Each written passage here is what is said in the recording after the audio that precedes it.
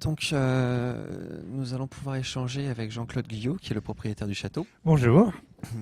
Merci du coup pour votre accueil. C'est vraiment très sympa de votre part de nous accueillir ici et qu'on puisse du coup aussi en profiter pour échanger, présenter aussi votre lieu. Et voilà. Donc, ce qu'on va faire, c'est qu'on va en profiter pour parler un petit peu de l'histoire du château. Oui. On a aussi des vidéos qui vont nous présenter derrière, des vidéos, des photos, et ça va être l'occasion aussi du coup que vous puissiez nous présenter voilà, les parties du château. Alors, on m'a confié une souris juste ici pour pouvoir faire défiler les différentes images. Voilà. Alors, du coup, là, nous avons Alors, ça, c'est une vidéo. Alors, on va peut-être se décaler un tout petit peu, comme ça, vous pourrez voir. Ah oui, ce aussi. sera beaucoup mieux, absolument. Voilà. Est-ce que c'est bon, le retour vidéo? On se voit quand même. Parfait. Alors, du coup, je vous en prie, allez-y. Bon, alors voilà, d'abord, je me présente, je m'appelle Jean-Claude Guyot. J'ai eu la folle idée, il y a 15 ans, d'acheter le château de Veuil. Et si c'est une folie, c'est aussi un vrai rêve. J'adore Veuil, je connais Veuil depuis 40 ans. Ce sont les ruines majestueuses et magnifiques au pied, enfin disons qui dominent un des plus beaux villages du Berry, parce que je ne sais pas si vous avez vu encore le village, mais le village est absolument magnifique aussi. Et c'est un château avec vraiment grandeur et décadence. Hein. C'est un château qui était un des plus grands de la région. C'est un château qui a une histoire, j'y reviendrai tout à l'heure. Et ce sont des ruines majestueuses. Et donc, bien, on s'efforce depuis 15 ans de restaurer. On va restaurer encore. Revenez dans 150 ans, vous verrez, on va être au point, j'en suis sûr. Il nous manque quelques millions d'euros, mais j'ai bon espoir.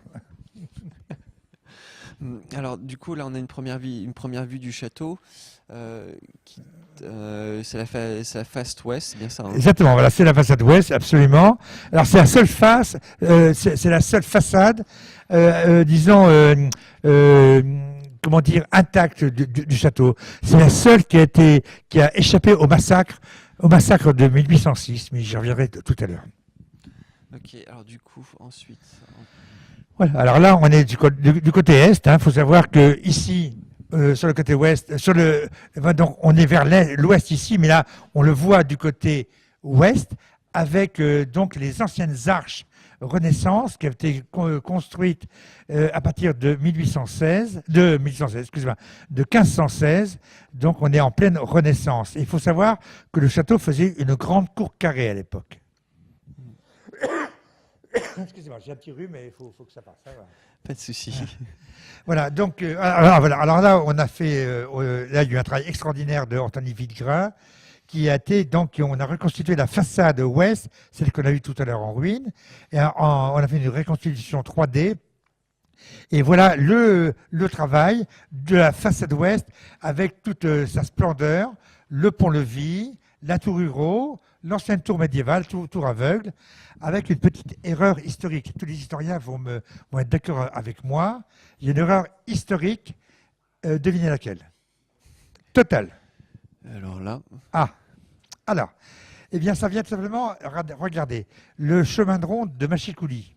Vous voyez qu'il y a là. Alors, les Machicoulis, ce sont les grands corbeaux de pierre qui faisaient un encorbellement et qui servaient à mettre donc tous les détritus de l'eau bouillante, etc., sur l'ennemi.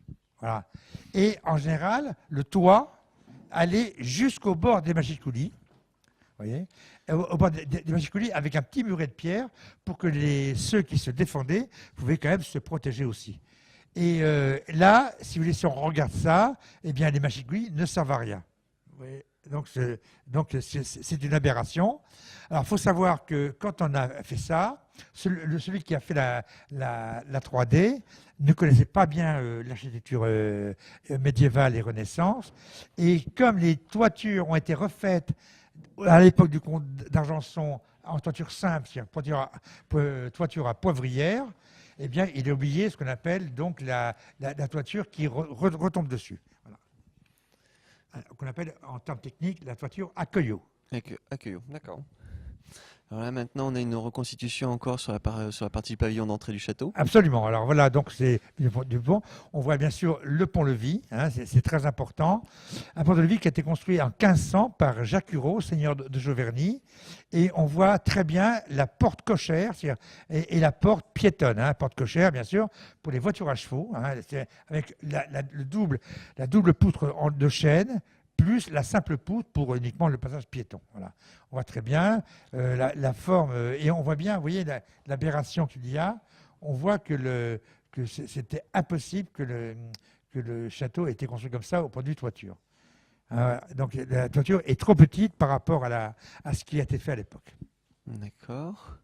Ah, extraordinaire. C'est les reconstitutions du plan donc, qui était du XVIe siècle, à l'époque de la splendeur du château, avec la façade ouest, donc là on voit en bas, la façade ouest, l'énorme, donc est très très épaisse, la façade sud à votre droite. Et sur la façade est, on voit qu'il y avait une chapelle, et surtout il y avait une série d'arches Renaissance absolument incroyables. Et ces arches Renaissance, au point de vue historique, ont été faites, on a fait des répliques de tout ça sur plusieurs châteaux assez connus, dont le château de Villandry par la suite, château donc de La Rochefoucauld en Charente. Alors, juste pour bien visualiser, Oui. aujourd'hui, la façade qui reste, si on regarde ce plan, ça serait laquelle? Celle du bas, la façade ouest. D'accord, celle du Hein, bas voilà. tout en bas, d'accord. Avec C'est tout le l'entrée reste. principale, l'ancien pont-levis, à droite la tour médiévale et à gauche la tour Renaissance, dite tour Hureau, qu'on appelle la tour nord-ouest. D'accord. Alors, du coup, Alors là, non, alors là, si vous voulez, c'était un rapprochement, mais là, c'est très technique, donc ça n'a aucun intérêt par rapport à. C'était une autre version, parce qu'on croyait, qu'on a reconstitué tout ça, qu'il n'y ait pas d'arche devant la chapelle. Or, on a trouvé des fondements d'arches, de piliers devant la chapelle, donc on avait reconstitué. Ça, c'était l'esquisse donc du plan définitif qu'on a vu tout à l'heure. D'accord. Ah, alors ça n'a rien à voir du tout avec Veuil, mais Veuil a servi d'école pour le château de Bury, dans le Loir-et-Cher.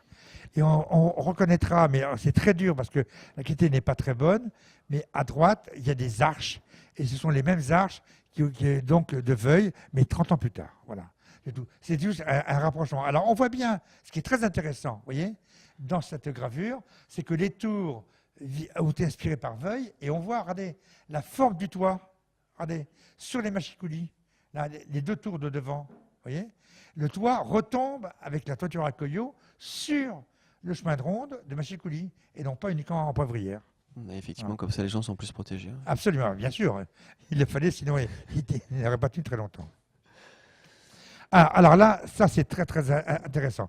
Là, on est en 1810. 1810, c'est l'époque où le propriétaire s'appelle Talleyrand. Talleyrand, ministre des Affaires étrangères de Napoléon. Je reviendrai tout à l'heure sur l'histoire, mais il faut savoir que c'est à l'époque où le château a été détruit, entre 1806 et 1810. Alors là, on voit bien, on a le même plan, vous voyez, que maintenant pratiquement. La façade ouest reste, la façade sud est démolie, il reste quelques éléments d'une tour, la chapelle et toute la façade est est détruite, il reste encore la façade nord et la façade ouest, celle qui reste en même temps. Et on voit très très bien, c'est ce plan qui nous a permis de dater l'époque de la démolition, puisqu'on a le même plan de 1803, où là le château est intact. Ah, très intéressant.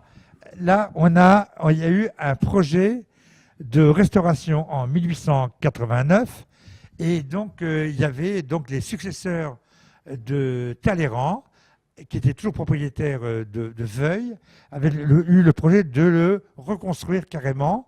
C'était la mode actuellement à l'époque, puisque on venait de reconstruire le château de Pierrefonds, la cité de Carcassonne. C'était bien sûr Viollet-le-Duc. Hein, voilà. Viollet-le-Duc, Paul Lemoine est un élève de Viollet-le-Duc, et qui a fait ce plan de restauration extraordinaire. Malheureusement, les finances, que nenni, il n'y a rien eu à faire, il n'a pas voulu payer, donc évidemment, le projet est resté. Donc, il reprenait exactement donc, le plan d'origine. Vous voyez ? Ah, très intéressant, toujours dans le donc de Lemoine, toujours le plan. Alors là, voilà, on reconnaît la façade ouest, mais revue à la façon 19e, avec des erreurs monumentales. Hein. Vous voyez, les toits en poivrière sont beaucoup trop petits par rapport au machicoulis, d'où l'erreur de celui qui a fait la reconstitution 3D. Hein, voilà, donc c'est un plan qui est induit en erreur.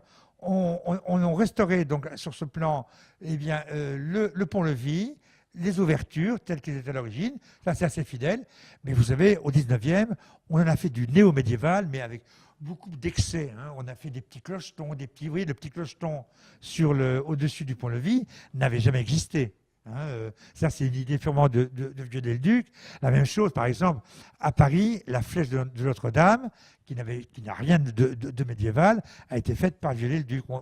Viollet-le-Duc a imaginé plein de choses un peu extravagantes, des clochetons, des petites choses. Et puis, on suivait surtout l'exemple à l'époque d'un autre roi, d'un roi européen, qui était Louis II de Bavière, qui avait fait des châteaux absolument incroyables. Et donc, c'était la pleine période de néo-renaissance.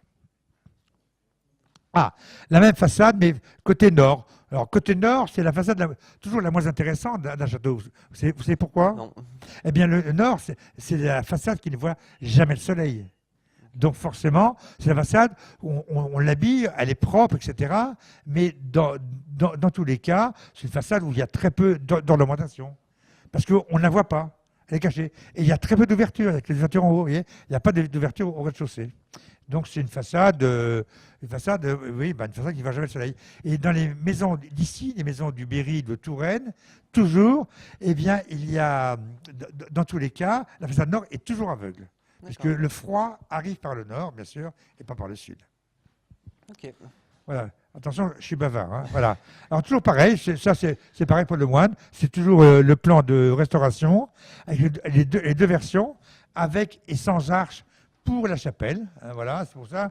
Alors, on ne sait pas du tout, on suppose qu'il y a eu des arches, puisqu'on a vu quelques fondements, mais on n'en est pas sûr du tout. Voilà. Donc, ce plan n'apporte rien par rapport à l'autre. Hein. C'est juste une simple variante. D'accord. Ah, toujours pareil. Alors, on voit bien alors, les arches. Ça, c'est du côté est. Donc, on a... Non, pardon, c'est le côté nord, là. Oui, le côté nord. Alors, on voit les magnifiques arches. Alors, ces arches qui ont été reprises pour beaucoup de châteaux et de monuments, Veuille a été un pionnier complet donc, de ce genre d'arches, inspiré directement des arches italiennes. Hein. Si vous allez à Rome, dans toutes les cours des hôtels particuliers, il y a des arches sur ce même modèle. Voilà. Et donc après, c'est devenu à la mode, et tout le XVIe siècle a eu des arches, les châteaux ont eu des arches, dont le plus connu a été beaucoup plus tard, au XVIIe siècle, le château de Madame de Maintenon. Alors juste, Oui. vous dites que ces arches étaient nouvelles pour l'époque. Qu'est-ce qu'elles ont de particulier du coup? Eh bien, on tranche complètement, on sort du Moyen-Âge. Avant, c'était des arcs brisés complètement, des arcs gothiques. On sort complètement avec ces arches de la période donc gothique. C'était des arches, et derrière, il y avait, pour relier les arches, il y avait des croisées de voûte et non plus des croisées d'ogives. Voilà. C'est ça, c'était tout à fait nouveau, et qui donnait une très grande légèreté. Et surtout, et ça faisait ça, c'était ouvert, ça faisait un petit peu comme un patio. D'accord. Voilà. Alors là, maintenant, on a une vue du coup de la cour du château. Ah, voilà. Ah, ça, c'est très, très intéressant. Le seul document datant d'avant la Révolution. On est à l'époque de René-Louis d'Argenson. Hein, on est en 1727. Et là, on est la période d'Argenson, très classique. Et on voit surtout le château avant la destruction. Vous voyez, avant la destruction, c'est le seul document qu'on a. Donc, ce qui nous a permis de reconstituer beaucoup de choses, énormément de choses, aussi bien dans les chiens assis, c'est-à-dire dans les fenêtres à chiens assis, que le reste. C'est là où on voit que la façade sud à droite n'avait pas d'arche. et c'est ce qui vous permet de refaire et de reconsidérer entièrement le plan. Alors, ces documents, vous avez pu les obtenir où pour pouvoir refaire ces travaux? Alors, faut savoir qu'on avait déjà quelques documents d'avance, mais on a eu la chance d'être parrainé par la faculté d'histoire de l'art de Tours. Voilà. Et il y a un des étudiants en Master 2 qui a fait tout son mémoire sur Veuille. Voilà. Il faut dire que son professeur était passionné par Veuille parce que pour lui, c'était le seul château en France qui avait à côté, à son intermédiaire, entre le Moyen-Âge et la Renaissance. On est en 1500, on passe d'un siècle à l'autre et d'une période à l'autre, on est en 1500. Et donc, il a conseillé, et toute l'équipe de la fac d'histoire de l'art de Tours s'est mise, et on a cherché en France et d'avoir tous les documents qu'on pouvait avoir sur Veuille. Et c'est ainsi qu'on a récupéré ça ici, donc à la bibliothèque de l'Arsenal, à Paris. Et donc, qui était la bibliothèque, ça je pense que vous ne le saviez pas, qui a été créée, et moi aussi je sais depuis pas très longtemps, par le comte d'Argenson, qui était le propriétaire. D'accord. Hein, tout simplement. Et c'est là qu'on a eu ces documents. Et ces documents ont été sauvés du pillage pendant la Révolution, parce que la Révolution, vous savez, c'est des archives paroissiales. Et ces archives paroissiales étaient toujours donc gardées à la cure, c'est-à-dire dans l'église ou au presbytère. Et à la Révolution, tout a brûlé.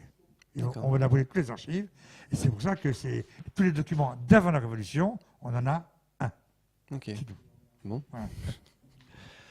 Alors, la planche suivante. Alors, c'est très intéressant. Là, on est en 1836. Là, le château, ça y est, on l'a démoli. On l'a démoli. Et là, on voit très bien ce qui reste. C'est-à-dire la façade est, donc, qui donne sur la façade ouest, forcément. D'accord ? C'est derrière la façade actuelle. Et on voit que les arches sont encore intactes, mais uniquement sur cette petite partie-là. On voit l'ancienne tour médiévale refaite à la Renaissance, arrachée complètement. Vous voyez, on voit les arrachements de l'escalier de d'honneur. On voit tout a été démoli, hein, à l'époque Talleyrand. Voilà. Alors, je vous expliquerai pourquoi, parce qu'il y a une raison, il y a toujours une raison pourquoi on démolit un château. Alors, juste d'un point de vue pratique, on parle de démolition du château. Ça se passe comment dans ces cas-là? Est-ce que vous avez des archives? Est-ce que vous avez des éléments qui vous ont expliqué comment ça a été fait? Ah, complètement. Alors là, je peux vous assurer. Mais c'est très simple. Il faut savoir d'abord pourquoi on démonte un château. Eh bien, c'est pour récupérer les pierres. On récupère les pierres et on construit autre chose. Et les pierres de Veuille ont servi pour le château de Valençay à faire tous les communs du château de Valençay, toutes les fermes autour, et beaucoup de maisons à Valençay ont été faites sur les pierres de Veuille. D'accord. Voilà. Donc on démonte. Alors on n'y va pas à la masse. Hein. On déjointe les pierres, on les démonte et on ressort des pierres en les retaillant éventuellement pour construire un autre château ou des communs, des écuries. Là, ça a servi à un théâtre. Et ces pierres ont servi à un énorme chantier sur Valençay. Et c'est Talleyrand, qui était le ministre des Affaires étrangères de Napoléon, qui a ordonné la démolition du château de Veuille, puisque le président Talleyrand a été propriétaire donc, de plusieurs châteaux dans l'Indre, en particulier le château majeur, qui était le château de Valençay. Or, tout le monde le sait, il y a eu... attention, je ne suis pas trop bavard, non? Ça va? C'est très bien. Bon, d'accord. Le château de Valençay, lui, a été acheté en 1803 par Napoléon, qui n'était pas encore empereur, qui était premier consul. Et par un tour de passe-passe incroyable, eh bien, Talleyrand s'en est rendu propriétaire, avec quand même 70 000 arpents de terre, il y a 35 000 hectares. Il y avait une dizaine de châteaux. Hein, donc on raconte, les mauvaises langues racontent. Si ça passe vraiment, si certains gens de Valençay écoutent ça, ils vont faire des bons. Mais c'était un des plus gros détournements d'argent public de l'histoire. D'accord. Hein, voilà. Nos politiques actuelles sont des enfants de cœur à côté. Et tout à l'heure, vous nous parliez il y avait des projets de refaire le château, du coup, de refaire ce qui a été fait. Mais alors, si les pierres, du coup, ont été prises pour les faire ailleurs, quel était le plan pour pouvoir remplacer les pierres, du coup, d'époque? Il y a des carrières qui sont disponibles dans les coins. Ah, bien sûr, il y a des carrières partout. Vous parlez de période actuelle, ce que je veux faire. Mais déjà, à l'époque, quand ils voulaient refaire les plans, et vous aussi, ce que vous voulez refaire par conséquent. Il y a des carrières de pierre. Toute la pierre ici, il y a une énorme carrière, il y a 10 km d'ici, qui est la carrière de Villentroy, carrière de Tuffeau. Hein. Tuffeau, c'est la pierre du coin, du Val de Cher et Val de Loire. Et donc, il y a des carrières partout. Il y a des carrières à Lucelles-Mal, il y a des carrières vers Celles-sur-Cher, il y a des carrières à Montrichard, à Bourré, à Pont-le-Voix. Il y en a partout. De la pierre, il y en a partout ici. D'accord. Mais ce qu'il faut, l'extraction de la pierre coûte cher, donc ça coûtait moins cher de démonter un château que d'acheter la pierre dans une carrière, tout simplement. C'est une question de gros sous. D'accord. Voilà. Bon. Alors, toujours pareil, là, on est beaucoup plus tard, mais on a le même plan. Là, on est en 1882, et c'est tout ce qui reste du château en 1882, vous voyez. On reconnaît par rapport à la gravure d'avant, de 1836, on reconnaît exactement donc la tour médiévale, l'argent de la tour médiévale, et donc la tour sud qui prenait appui sur la tour médiévale et qui allait sur l'autre tour, donc du côté sud-est. Voilà. Donc, il faut savoir que par rapport à maintenant, eh bien, entre 1882 et 1964, eh bien, tout ça, la tour a été encore redémolie, et du coup, par le manque d'entretien, tout s'est un peu effondré, quoi. Et c'est un véritable miracle que la façade ouest reste encore, parce que dans le principe, il ne devrait rien rester du château de Veuilly. Ok. Alors là, on monte dans le temps. Là, on est, voilà, l'état du château à la fin du 19e siècle. Et voilà, la cour, vous voyez les arches, on voit très bien les arches Renaissance. Et là, vous voyez bien, en regardant de près, on est complètement dans le style florentin. On est vraiment, on est dans le style florentin complètement. Je ne sais pas si vous connaissez Florence, mais sur la place de la Seigneurie, il y a le Palazzo. Et le Palazzo, l'entrée, les arches du Palazzo sont exactement les mêmes que les arches de Veuilly. Sauf que là, ce n'est pas Veuilly qui a inspiré Florence, c'est Florence qui a inspiré Veuilly. Il faut être très clair, puisque les arches de Florence datent du Quattrocento, c'est-à-dire du XVe siècle. D'accord. Voilà. Ensuite, du coup, on a une autre vue des arches. Là, voilà, oui, dans l'état de délabrement. Là, on est sur le côté donc nord à droite et est ici. Hein, pour les façades, on a encore, vous voyez, quelques beaux éléments, vous voyez, qui étaient qui ont été détruits malheureusement après. Et on voyait le départ d'un escalier, vous voyez, un escalier qui desservait bien sûr les niveaux de la galerie supérieure. C'est très intéressant parce qu'il n'a pas été détruit que par Talleyrand. Et je crois qu'il y a beaucoup de gens qui se sont servis un petit peu, parce que c'était vraiment à l'abandon. C'était à l'abandon dès 1806. Quoi. D'accord. Bien. Pareil, voilà, façade nord, façade ouest, vous voyez, le toit, là on est vraiment, là on est premières années du XXe siècle.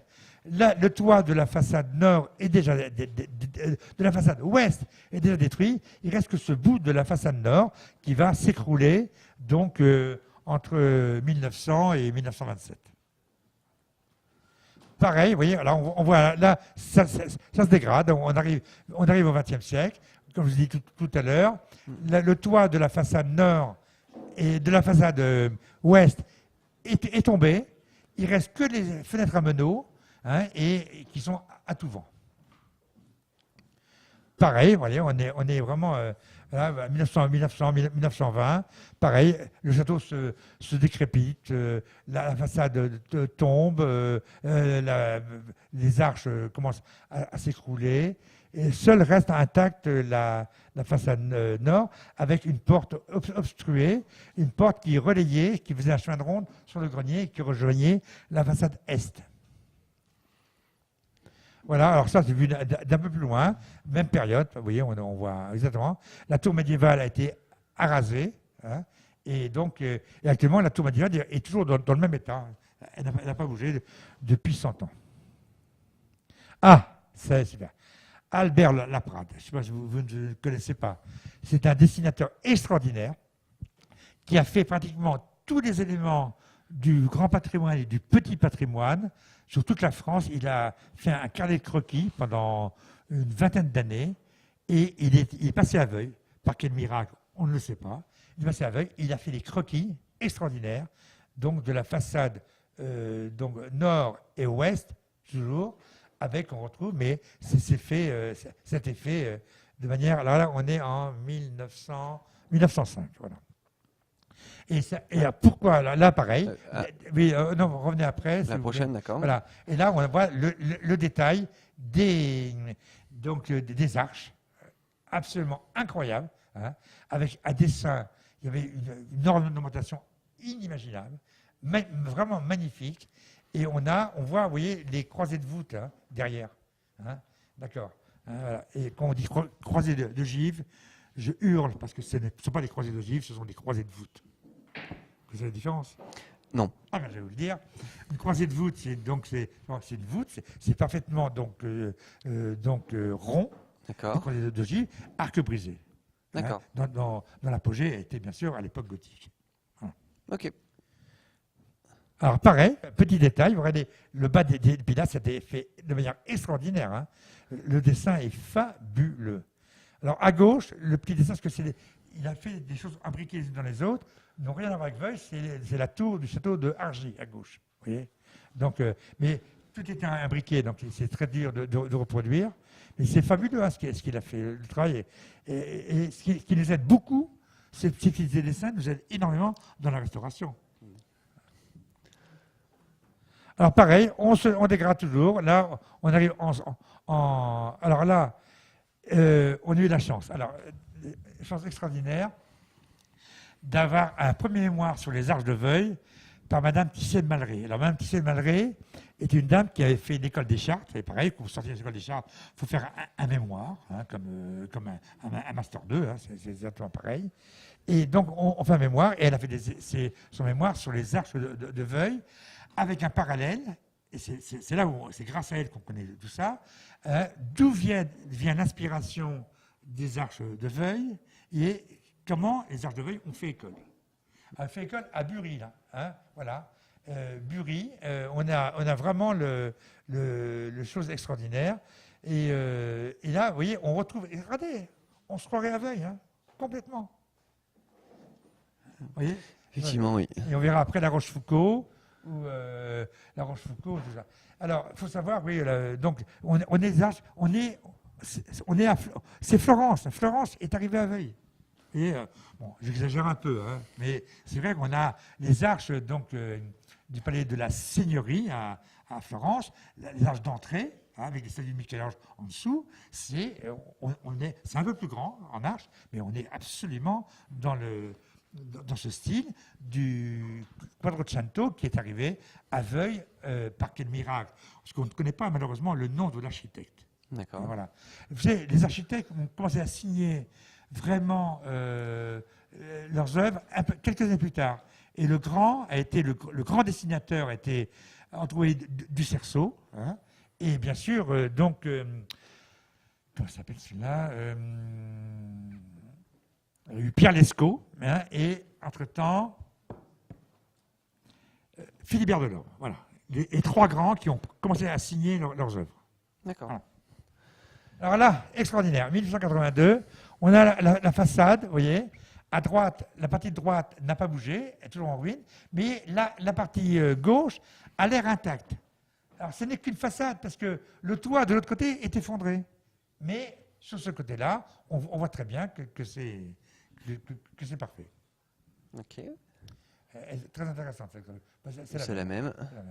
Ah, alors là, complètement, on est... alors, Rochebrune est un dessinateur. C'est très intéressant ce qu'il a fait, toujours à la même période, sauf que les proportions sont complètement fausses. Ah bah oui. Là, on a quelque chose, on a des tours surdimensionnés, et la hauteur est surdimensionnée, même si c'est en diagonale, la hauteur est complètement surdimensionnée. Mais c'est intéressant. C'est sur des beaux documents d'archives. Ah, incroyable, cette photo, d'une qualité essentielle. Je vous ai à l'époque, ils faisaient ça sur des chambres énormes avec une qualité incroyable. Là, on est à la fin du 19e, hein, pratiquement au début de la photo. Comment? Absolument. D'une qualité incroyable. Et on voit, vous voyez, on voit très bien l'encorbellement de Machicoulis. Elle est très intéressante, la façade nord. Là. Vous voyez, mais ça, c'est incroyable. Hein, c'est la qualité des photos qu'on pouvait faire à l'époque. On n'a rien à envier maintenant. Hein. Ça correspondrait à je ne sais combien de pixels maintenant, mais ce serait énorme. Alors, pareil, donc on a la façade, alors oui, laissé à l'abandon, le lierre envahit tout, et là, le toit est tombé. Hein. Alors là, il y a une petite erreur de date, forcément. Parce que tout à l'heure, on a une photo de 1800. Non, c'est entre 82 et 91, on a eu une dégradation énorme du château. Hein. Et vous voyez, le toit ouest est tombé déjà.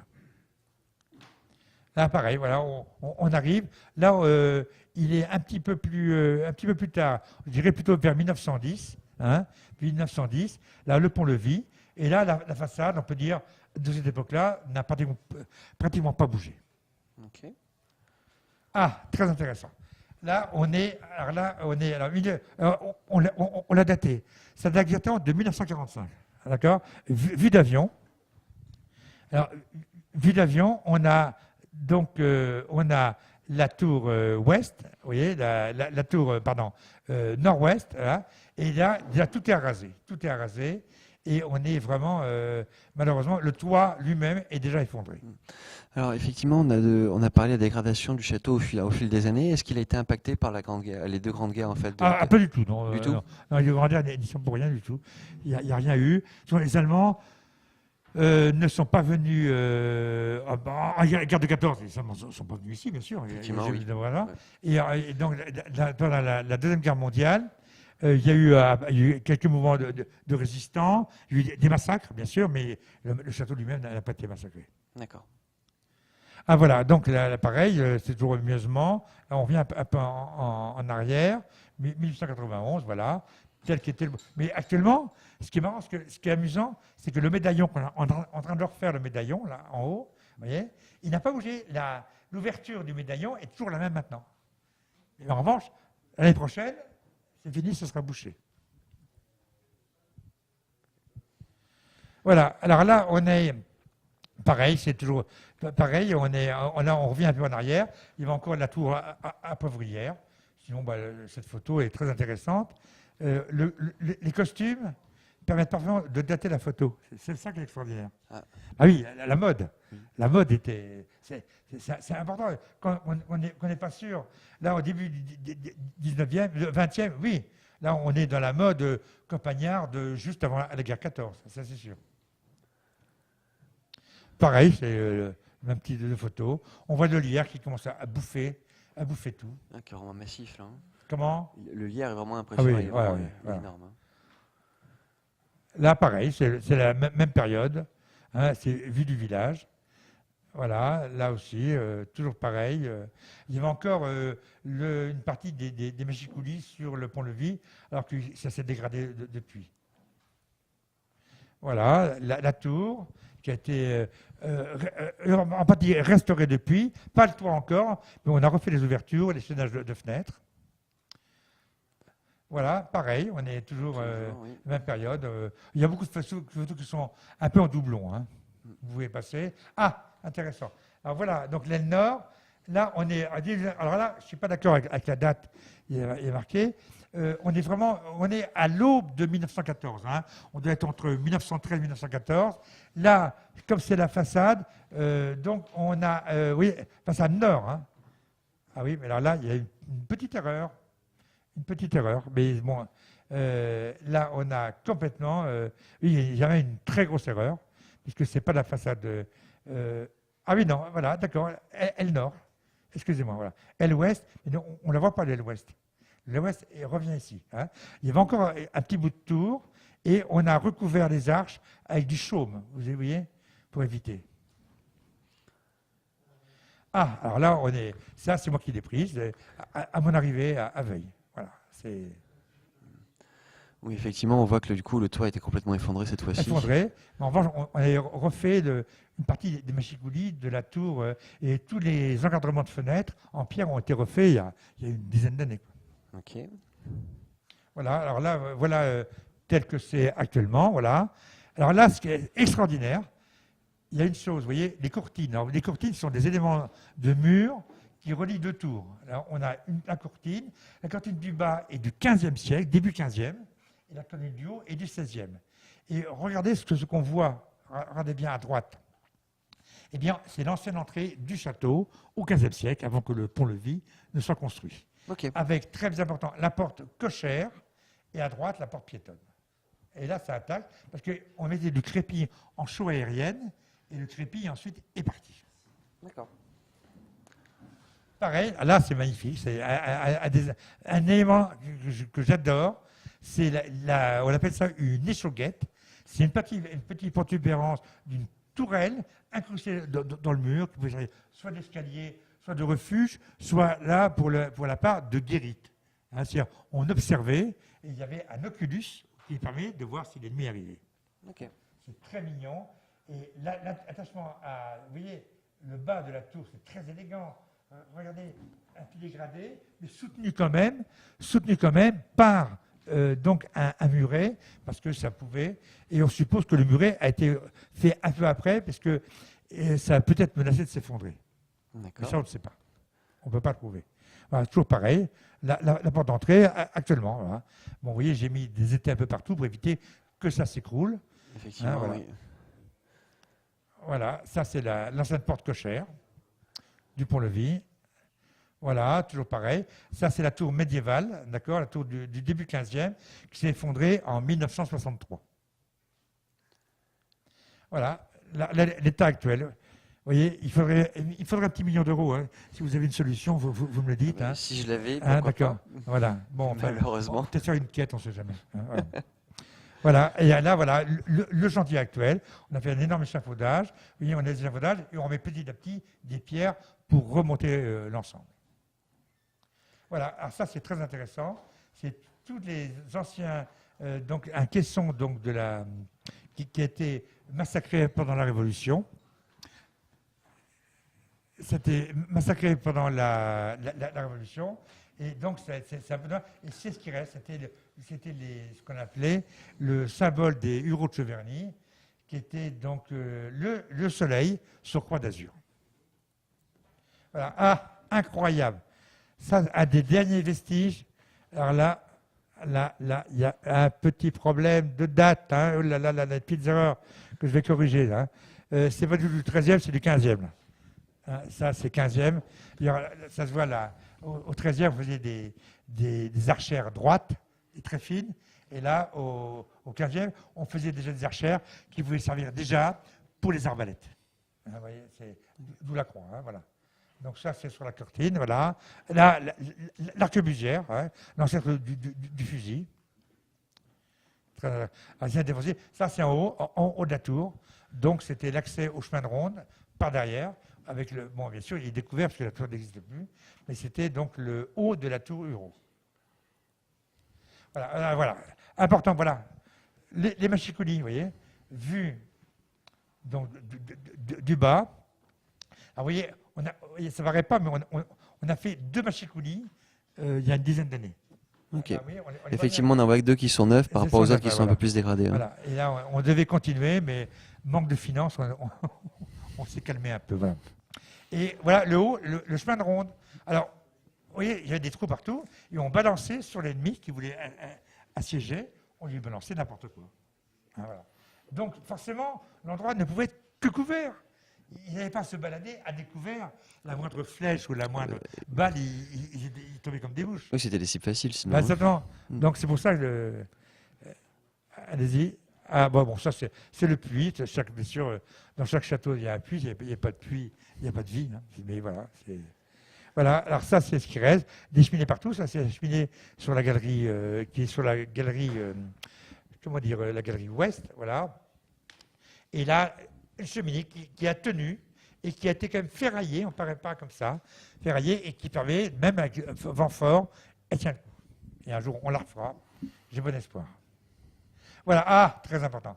La dernière conque de la galerie ouest. Voilà. Alors, il y en a eu plein comme ça, mais elles ont toutes été pillées. Et là, donc, c'est la conque, c'est la coquille. Avec 2 types de coquilles, je crois que vous le savez. Coquille de Saint-Jacques, hein, donc indiquant, bien sûr, que on était sur ou une étape, ou carrément, ou même sur la route de Saint-Jacques-de-Compostelle, hein, voilà. Et puis, à la Renaissance, on s'est libéré à la Renaissance. Et tout le monde connaît, bien sûr, le célèbre tableau de Botticelli, la naissance de Vénus, dans une coquille. Voilà. Effectivement, oui. Et ce symbole de la coquille renversée, c'est devenu aussi le symbole eh bien, de la libération du civil sur le religieux. Alors Saint-Jacques, c'était bien sûr très très religieux, c'est normal. Mais les coquilles, quand vous regardez la Primavera de Botticelli ou la naissance de Vénus, les femmes sont dévoilées, dénudées, c'est presque érotique, c'est absolument incroyable. Elles sont belles, on voit le corps, on devine les seins, les fesses, c'est extraordinaire. Et tout ça, c'est dans une coquille. Et bien, cette coquille de Vénus, dite coquille de Botticelli, on la retrouve sur quasiment l'intégralité des monuments Renaissance en France. D'accord. Et bien sûr, Veuve n'y a pas échappé. Et donc, c'était un symbole, c'est un symbole absolument extrêmement fort. Donc il nous reste une dizaine de minutes. Voilà, alors là, voilà, des rares fenêtres à meneaux qui restent, à tout vent, malheureusement encore en ce moment. Eh bien voilà. Est-ce que vous saviez à quoi servait une fenêtre à meneaux? Je vais vous demander, c'est quoi une fenêtre à meneaux? Ah, alors, désolé. très important. Jusqu'à la fin du 15e, hein, voilà, jusqu'à la guerre de 100 ans. La guerre de 100 ans, on faisait des petites fenêtres, on se protégeait, on avait toujours peur que les gens rentrent, etc., que l'ennemi envoie quelque chose. Donc on avait des toutes petites ouvertures tout le temps, et elles étaient très sombres. Et à la Renaissance, on a voulu complètement s'épanouir. On avait voulu faire des grandes fenêtres, des grandes baies vitrées carrément. Seul problème, on n'a pas les techniques de chaînage de pierre qu'on avait à l'époque. C'est-à-dire on aurait fait une grande fenêtre sans les montants en pierre, sans la croix de pierre. Des fois, il y a plusieurs meneaux comme ça. Eh bien, ça se serait écroulé, vous voyez. Hein, les fenêtres, c'est qu'au XVIIe siècle qu'on a trouvé la technique de chaînage des fenêtres comme il faut. Et c'est bien que c'était l'occasion de faire 4 fenêtres en une. Il y avait 4 petites fenêtres, d'accord, en une, et ça donnait beaucoup de clarté. D'accord. Tout en restant très harmonieux. Mais au départ, le meneau n'était pas du tout un élément de décor. C'était un élément purement donc technique. C'était un élément technique. D'accord. Voilà. Alors pourquoi ça s'appelle meneau? Ça, je ne pourrais pas vous dire. C'est une autre histoire. C'est une autre histoire. Alors voilà. Alors là, c'est très intéressant. Là, on est au XVe siècle. Et c'est la base donc, de la tour médiévale. Hein, voilà, avec une salle de garde. Salle de garde avec des ouvertures partout. Et là, on est sur le côté sud. Là. Pareil, vous voyez, voilà ce qui reste à la tour médiévale, à tout vent. On voit très bien, donc autant la base, c'est sur un cul de basse-fosse, la base elle-même est en croisée de voûte, et ensuite, eh bien, ce qu'on appelle ici les trous, hein, si vous voulez, eh bien, on appelle ça des boulins. C'est fait, ça va pour mettre des poutres, pour faire un niveau. Okay. Et pas du tout, contrairement aux âneries que j'ai pu entendre, parce que j'en entends pas mal d'âneries. Il a dit, moi, je connais bien la structure médiévale, c'était des nids à pigeons. Ah non. Ils n'étaient pas lignés comme ça. Et si on était un pigeonnier, il y aurait eu beaucoup plus que ça. Oui, effectivement. Voilà, là on est en haut du pont-levis. Voilà ce qui reste en haut du pont-levis. Voilà. Ah, ça c'est la chambre que j'ai restaurée, chambre du roi. Voilà, c'est la seule pièce complètement intacte du château. Avec ici, donc, on a refait un lit à Valdaquin. On s'est bien amusé.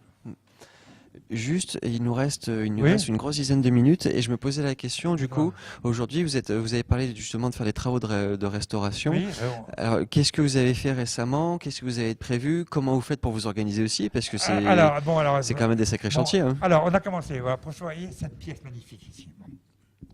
Pour être très clair, il y a 15 ans, il était comme le solo, il n'y a plus de toit, il n'y a plus rien. D'accord. On a refait 1200 mètres carrés de toiture, on a refait le toit, un escalier magnifique. Tout ça, ça paraît ancien. Hein. Oui, mais tout est neuf. Tout est neuf. Mais tout est neuf avec des matériaux de récupération, attention. Hein, voilà. Donc, c'est là. Donc on a mis le paquet sur la grange. Pourquoi on a commencé par la grange? Je me dis que ça peut être l'occasion après d'avoir un lieu pour accueillir du monde, récupérer des fonds pour financer le reste des travaux. Bravo, question de gros sous. Et si on commence à restaurer le monument historique, c'est très beau pour l'ego, c'est magnifique. J'aurais mis cet argent-là dans le monument historique. la toiture aurait été faite en face. Mais une fois que c'est fait, il n'y a plus de sous qui rentrent. Donc il fallait commencer par avoir le lieu où l'argent rentre. Hein, et une fois que l'argent, et c'est avec l'argent qui rentre ici, que je restaure la suite. D'accord. Tout simplement. Question de logique. Et pour refaire ces travaux-là, à ce moment-là, comment ça se passe? Effectivement, vous avez les plans qui sont anciens, Oui. vous travaillez avec les monuments historiques. Ah, très bonne question. Très bonne question. Non, mais si, les monuments historiques, c'est là. Alors, ici, on est dans l'Indre. Châteauroux, c'est un placard. Quand quelqu'un est muté à Châteauroux, il arrive à Châteauroux, le lendemain, le ministre de la Culture a la demande de mutation. Parce que lui, il se plaît bien, le gars, ou la femme. Mais le mari, eh ben non, c'est un trou. Châteauroux, on est chez les ploucs, tu comprends, on ne peut pas rester là, nanana. Si bien qu'il n'y a aucune constance, donc c'est une catastrophe au niveau départemental, la chef des bâtiments de France, c'est une catastrophe. Alors, il y en a un nouveau une nouvelle qui vient d'arriver. Je touche du bois, j'espère que ça va être bien. Voilà. Sinon, c'est ça passe en direct, hein? Non. Enfin, si, on passe en direct et ça sera diffusé après en ligne. D'accord. Mais on est entre nous. Presque. Non, voilà. Non, mais souvent, là, donc, souvent, ils demandent. Bon, franchement, bon, je ne peux pas me vanter, mais je pense qu'on connaît un peu plus qu'eux. Mais c'est tout. Mais du coup, ils surveillent quand vous faites des travaux de restauration comme ceux-ci, ils vous chapeautent, ça se passe comment? Ah, pas du tout. Ils nous mettent des bâtons dans les roues. Ça, ils savent très bien faire. Ils demandent de l'argent, études préalables, d'accord. Ils demandent une commission sur les travaux. Et subventions, on les a jamais. D'accord. Voilà. À part ça, tout va très bien. Donc, on y va en franc-tireur. Et moi, je fais les travaux et je demande l'autorisation après. D'accord. Alors, tout à l'heure, vous avez dit que vous êtes une quinzaine de personnes pour faire les travaux, c'est ça? Ah non. Non. Alors, j'ai peut-être mal compris. Alors. Non, on n'est pas 15. Hein. On a été 15 à un moment donné. Non, là, actuellement, il y a une équipe de tailleurs de pierre et de charpentiers qui arrive. Là, ils vont être 2 avec moi, ça fait 3. Hein. D'accord. Parce que pour les payer, je ne peux pas les payer sinon. Hein. D'accord. D'accord, voilà. Ok. Et les prochains? Il y a une fissure. Alors, vous savez, les travaux qu'on fait depuis 10 ans, on travaille dans l'urgence. C'est-à-dire, on prévoit plein de choses, et entre-temps, on voit qu'il y a une fissure quelque part, une fissure comme ça. Ça ne paraît pas ici, vous voyez? Regardez, ici. Eh bien, regardez, ouais, il y a une grosse barre de fer, là. Ah, où? Oui. Je l'ai mis il n'y a pas très longtemps. Là, derrière, partout. Et si je n'ai pas fait ça il y a 2 ans ou 3 ans, partout, on a ferraillé tout, et bien, la grange aurait été écroulée déjà. D'accord. Il faut anticiper la dégradation. C'est le plus haut. Alors donc, on a des projets, et souvent l'argent qui doit aller à tel projet va ailleurs, parce qu'entre-temps, on a un mur qui menace de s'effondrer. Donc c'est vrai, mais on ne recueille pas beaucoup d'argent tous les ans. Hein. Il y aurait des millions d'euros tous les ans, ça se saurait. Hein. Non, il faut être très clair, on travaille dans l'urgence. Et là, à partir de tous les 30 urgences ont été faites, donc ce qu'on fait surtout maintenant, c'est le pont-levis, et j'espère qu'on aura fini pour l'année prochaine. D'accord. D'accord. Alors, en termes de timing, on a encore un peu de temps ou pas? Il nous reste encore 4 minutes. Bon, très bien alors. Ok, alors juste, on a parlé Oui. on a parlé des travaux. J'ai envie de me dire, quand vous êtes arrivé, vous avez vu un château qui est quand même très dégradé. Complètement. Et C'est très bien d'ailleurs. pourquoi ça me plaît. Pourquoi prendre un défi comme celui-ci du coup? Pour plein de raisons. Mais ça me plaisait. Ce château, de toute façon, j'ai vu se dégrader, être abandonné comme ça, dans le mépris général. Il y a eu la tempête de 99 qui avait achevé la toiture d'ici. Il y a eu. Et puis, voilà, donc c'est tout. On s'est dit, de toute façon, il faut une petite part d'inconscience au départ. Hein, voilà. Alors, on y va, hein, on essaie d'être. Et on y va. Et là, heureusement, j'avais 2 maisons avant que j'ai vendu pour ici. Et donc, on a pu avoir un peu d'argent pour restaurer ça. Bon, depuis, on galère un peu, je reconnais. Mais bon, on a bon espoir.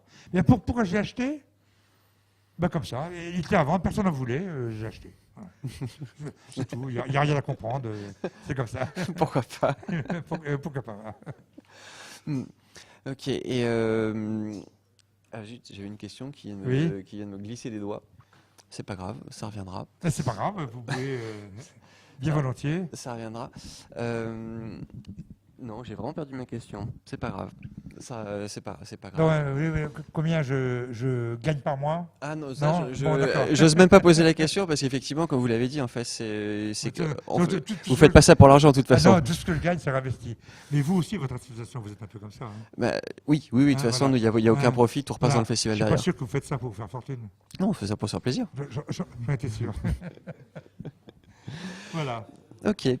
Mais écoutez, vraiment merci beaucoup Non, pour, non, mais y a pour pas votre de problème, intervention et pour votre accueil. Avec un grand plaisir. Merci Voilà. beaucoup. Allez, à tout à l'heure. Merci. À tout à l'heure.